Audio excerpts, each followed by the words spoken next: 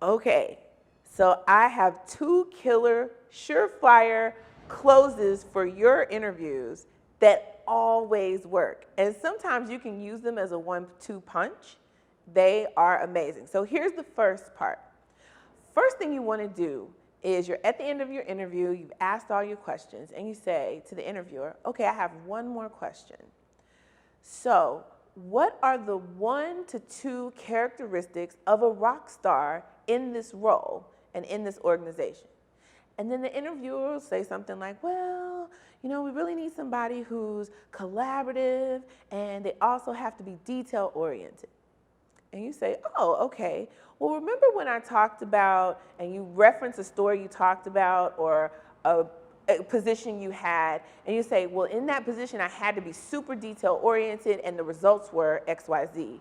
And when I did this other thing that I talked about previously, I had to collaborate with teams of people all over the globe. So I can kill that for sure. So just want to let you know that in this conversation, I've demonstrated all the things that would make me a rock star in the organization.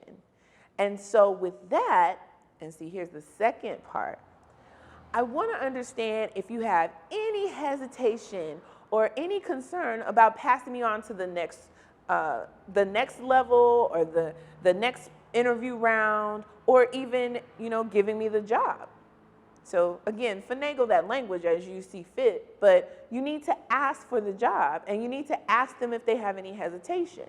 Now, they're going to do one of 3 things.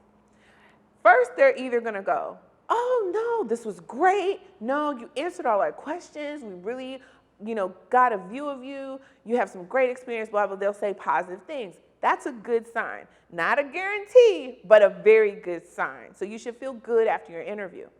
The second thing they'll do is they'll say, oh, no, everything's good.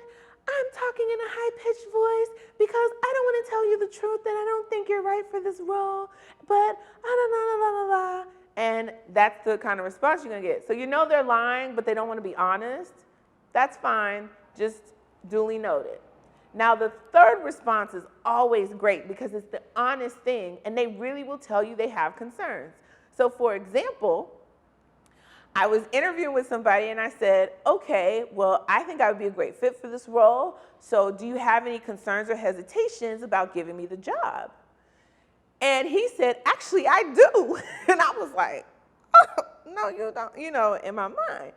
And so what he said was, you don't have the same experience as some of the other people that are interviewing for the job, and that experience would be direct to the role. And that gave me an opportunity to plead my case. So I told him, I said, well, I have great experience, and I may not have this direct experience, but what I can bring you is fresh thinking and fresh ideas. Now, you have to think on your feet with that one, but at least it gives you an opportunity to plead your case and show that you want the job, and it gives them something to think about when they're evaluating all the other candidates with you. And you might increase your chances of getting the role. So, always close your interview.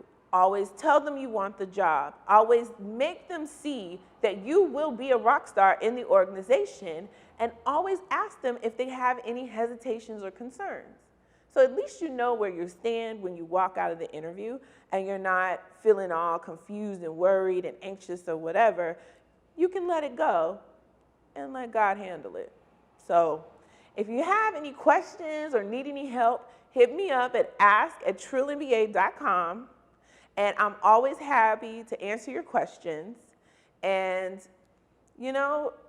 if I can't answer it, I'll find somebody that can answer it. So we got you. Remember, we all we got. So let's kill this corporate America thing together.